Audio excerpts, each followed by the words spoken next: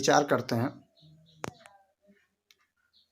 किसी बिंदु आवेश के कारण विद्युत विभव electric potential due to a point charge.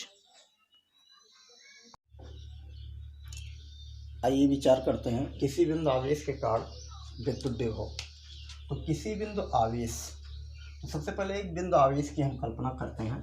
जब हम बिंदु आवेश की कल्पना करते हैं तो मान लेते हैं एक आपका बिंदु आवेश Q है, प्लस Q, ठीक। इस बिंदु आवेश के चारों ओर एक आपका क्या जनरेट हो जाएगा, वैद्युत क्षेत्र जनरेट हो जाएगा। अब उस वैद्युत क्षेत्र में हम क्या करते हैं, इससे r दूरी पर, इससे कितनी दूरी पर, r दूरी पर एक बिंदु P की कल्पना करते हैं, एक बिंदु P, जिस पर हमको किसकी गणना करनी है, वैद्युत विभव की गणना करनी है। अब ये डिफाइन कर देते हैं कि इससे आपका ये बिंदु जो है कितनी दूरी पर है, r दूरी पर है, कितनी दूरी पर है, r दूरी पर। हम विचार कर लेते हैं कि आपका एक बिंदु A बिंदु पर आपका प्लस Q आवेश स्थित है। इससे आपका r दूरी बिंदु P पर आपको वैद्युत विभव का क्या करना है, गणना करना है। और विभव के लिए आपको बताया जाता है कि अनंत से हम क्या करते हैं, एक कोई क्या लेकर चलते हैं, टेस्टर चार्ज लेकर चलते हैं। तो अनंत से हम मान लीजिए कोई एक टेस्टर चार्ज लेकर चलते हैं। तो मान लीजिए हम किसी समय बिंदु A B पर पहुंच गए, Q0 को लेकर हम बिंदु B पर पहुंच गए, ठीक। जब B पर पहुंचे तो हमें आकर्षण या प्रतिकर्षण बल का क्या होगा, अनुभूत होगा अनिवार्य रूप से, क्योंकि एक वैद्युत क्षेत्र जनरेट कर लेगा। ये धन आवेश है, ये भी धन आवेश है, इसका मतलब कौन सा बल कार्य करेगा, प्रतिकर्षण बल। इसका डायरेक्शन ये हो जाएगा, कॉमन सी बात है, प्रतिकर्षण बल ये हो जाएगा। अब क्या करते हैं, इसको सूक्ष्म दूरी हम विस्थापित करते हैं। कैसी दूरी विस्थापित करते हैं, सूक्ष्म दूरी। तो सूक्ष्म दूरी हम विस्थापित करके इसको लाते हैं बिंदु C पर। कहाँ लाते हैं, बिंदु C पर। और ये जो विस्थापन दिखाया गया आपका, कितना दिखाया गया, dx, क्योंकि डिफरेंशिएशन फॉर्म में हम विभव की गणना करना चाह रहे हैं। तो यहाँ से अगर हम सूक्ष्म विस्थापन को नाम देते हैं dx, क्या नाम दिया गया, dx। तो हम विचार कर लेते हैं dx विस्थापन में, dx विस्थापित करने के लिए Q0 को V से C तक लाने में किया गया कार्य की गणना कर लेते। तो मान लेते हैं, माना बिंदु A पर क्या है आपका, प्लस Q आवेश से कितनी दूरी पर, स्मॉल r दूरी पर, स्मॉल r दूरी पर बिंदु P पर किसकी गणना करनी है, बिंदु P पर हमें किसकी गणना करनी है, विभव की गणना करनी है। विभव का आकलन करना है। अच्छा, अब हम विचार करते हैं कि आपका पॉइंट C जो है, ये भी डिफाइन कर देते हैं, x दूरी पर मान लेते हैं। कितनी दूरी पर मान लेते हैं, x दूरी पर। C को हम डिफाइन कर देते हैं कि आपका A से कितनी दूरी पर है, x दूरी पर है। तो पुनः विचार करते हैं, आवेश Q0 को V से C तक लाने में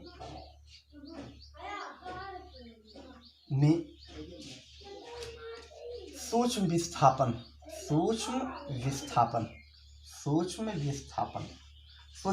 को हम दर्शा देते हैं dx से।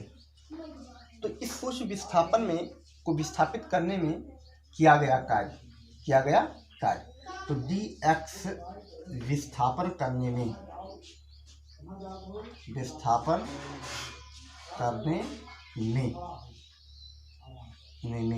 किस बल के, वैद्युत बल के विरुद्ध किया गया कार्य। वैद्युत बल के विरुद्ध किया गया कार्य। अच्छा, आप सोच पा रहे होंगे, जब हम सूक्ष्म विस्थापन करते हैं तो काम कैसा होगा, सूक्ष्म कार्य होगा। तो यहाँ पर थोड़ा सा आप विचार कर लीजिए। तो पहले हम साधारण फार्मूले से दिखा देते हैं। W बराबर होता है एफ एक्स कॉस थीटा, ये आपको पता होना चाहिए।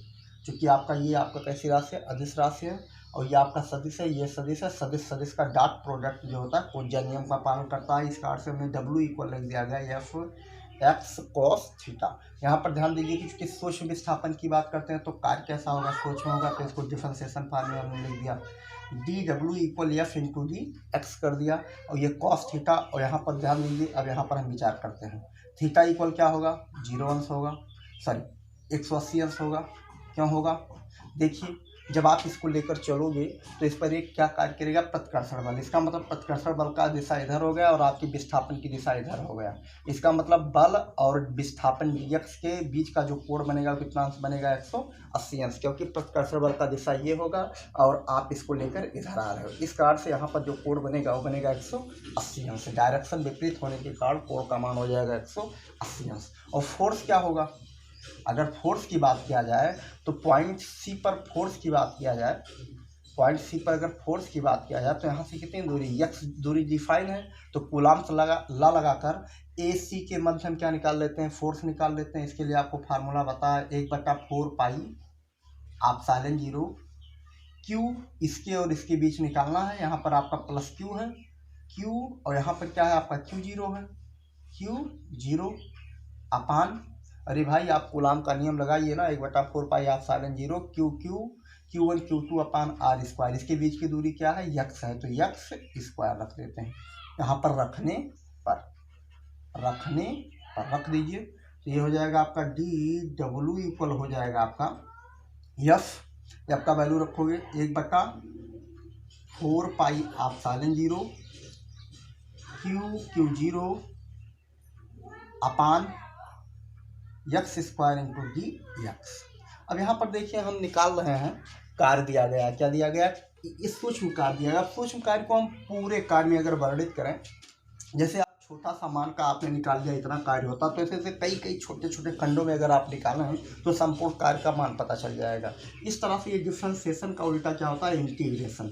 तो W बराबर हो जाएगा आपको पता होना चाहिए 1/4 पाई आप साइलेंट 0 आपका कैसी राशि है, ये आपका कांस्टेंट है, इस पर किसी भी प्रकार का प्रभाव नहीं पड़ेगा। यहाँ क्यू है, ये आपका चार्ज है, इस पर भी आपका डिफरेंशिएशन या इंटीग्रेशन का कोई प्रभाव नहीं पड़ेगा, केवल आपके x पर पड़ेगा। यहाँ से देखिए x और dx पर पड़ेगा। इस कारण से इसको हम क्या करते हैं, बाहर ले लेते हैं, Q0 अपान 4 पाई आप साइलेंट 0 इंटीग्रेशन लगा देते हैं, इंटीग्रेशन dx अपान x स्क्वायर।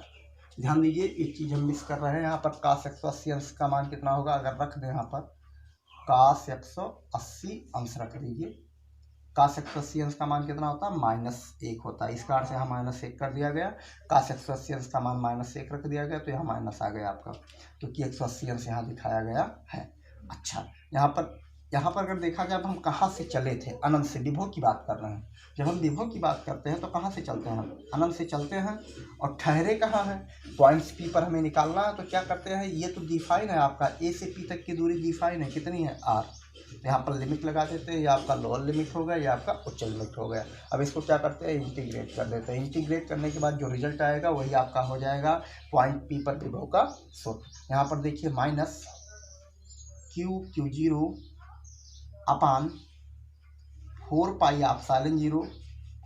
यहाँ पर देखिए इंटीग्रेशन करोगे तो x की पावर, चूँकि नीचे है, इसको ऊपर ले चलेंगे तो इंटीग्रेट कर अभी नहीं करेंगे, क्योंकि आप सभी लोग इसमें बायो के स्टूडेंट भी हैं और मैथ के, तो इसको हम सरल फॉर्म में करके तब रखेंगे, x की पावर 2 हो जाएगा और ये हो जाएगा dx। अब इसको इंटीग्रेट करते हैं, आपको फार्मूला पता है इंटीग्रेशन का, इंटीग्रेशन के अंतर्गत आपको फार्मूला पता है क्या होता है, इसके अंतर्गत आपको फार्मूला बताया जाता है -Q0 अपान 4 पाई आप साइलेंट 0 x के पावर n इंटीग्रेट करते हो तो उसके पावर में 1 की क्या करते हैं हम आप वृद्धि कर देते हैं। इसका मतलब x के पावर -2 में 1 का क्या करेंगे, वृद्धि कर देंगे, और जितने की वृद्धि करेंगे जो पावर बनेगा उसी से क्या करेंगे, भाग लगा देंगे। तो -2 में से 1 घटाओगे क्या आएगा, -1 आएगा। यहाँ पर आपका पावर से जो लिमिट है यहाँ प्लेस हो जाएंगे, ये R हो जाएगा, ये हो जाएगा इनफाइनाइट। ठीक, अब यहाँ से अगर इसको हम और सिंपलीफाई करें तो यहाँ पे ध्यान दीजिए, अभी हम कार्य निकाल रहे हैं। कार्य निकालने के बाद विभव का गणना करेंगे, क्योंकि आपको पता है v इक्वल W/Q 0 होता है। इसके अर्थ से कार्य निकाल लीजिए और कार्य निकालने के बाद आप विभव का क्या करेंगे, गणना कर लेंगे। तो सबसे पहले हम कार्य निकाल लेते हैं। यहाँ से देखिए आपका हो जाएगा माइनस Q0। इसी समय और सिंप्लीफाई कर दें, बात खत्म हो जाए। अगर यहाँ से Q0 को हम ड्राइव कर लें, ड्राइव करके इसमें भाग लगा दें, तो भाग लगाएंगे तो ये हो जाएगा W/Q0 हो जाएगा। ये देखिए, इसको अगर निकाल कर यहाँ लाए भाग लगा दें तो ये हो जाएगा माइनस Q/4π एप्सिलॉन 0। यहाँ से अगर इसको हम और एक्सप्लेन करें तो यहाँ हो जाएगा माइनस, ये आपका माइनस आ जाएगा और यहाँ पर 1/x हो जाएगा, 1/x। और लिमिट आपके यहाँ पर जो लगे हैं उसको हम क्या करते हैं, प्लेस कर देते हैं। अच्छा, तो आपकी समझ में आ जाना चाहिए। और W/Q0 बराबर क्या होता है आपका v, आपको ज्ञात होना चाहिए। W/Q0 इक्वल होता है v। तो v बराबर हो गया आपका माइनस Q/4π एप्सिलॉन 0 इंटू, देखिए यहाँ यक्स की वैल्यू सबसे पहले r को प्लेस करेंगे, फिर अनंत को प्लेस करेंगे। तो यहाँ से अगर हम 1/, इसके वैल्यू को प्लेस करें तो ये r हो जाएगा आपका, और ये माइनस चिन्ह लगा हुआ है, यहाँ पर 1/इनफाइनाइट आ जाएगा। और 1/इनफाइनाइट की वैल्यू आपको पता होनी चाहिए क्या होता है, 0 होता है। और यहाँ ध्यान दीजिएगा, W/Q0 की वैल्यू हमने v प्लेस किया है, जो कि आपको पहले ही बताया जा चुका है। तो v इक्वल हो गया आपका माइनस से गुणा होकर प्लस हो जाएगा Q/4π एप्सिलॉन 0 इंटू, अगर यहाँ पर हम वैल्यू को बात करें तो यहाँ पर r आ गया इंटू 1/r। इस तरह से आपका विभव के लिए क्या आ गया, फार्मूला आ गया। ये फार्मूला बन गया 1/4π एप्सिलॉन 0 Q/r। एक चीज़ ध्यान देने वाली बात है, यहाँ पर आपका विभव जो है डिपेंड करता है स्थिर बिंदु आवेश के ऊपर। जो आपने चार्ज लेकर चला था उसके ऊपर किसी भी प्रकार का प्रभाव नहीं पड़ता, और विभव का मान धनात्मक ऋणात्मक हो सकता है। ये डिपेंड करेगा आपका आवेश यहाँ का कैसा है। यहाँ चूँकि धन आवेश लेकर चलते हैं तो धन आवेश, चूँकि यहाँ ध्यान रखिएगा विभव में आवेश की प्रकृति को आपको क्या करना पड़ेगा, प्लेस करना पड़ेगा। इस प्रकार से आपके सामने फार्मूला आ गया। किसी बिंदु आवेश के कारण विभव के लिए फार्मूला होगा v इक्वल 1/4π एप्सिलॉन 0 Q/r। धन्यवाद।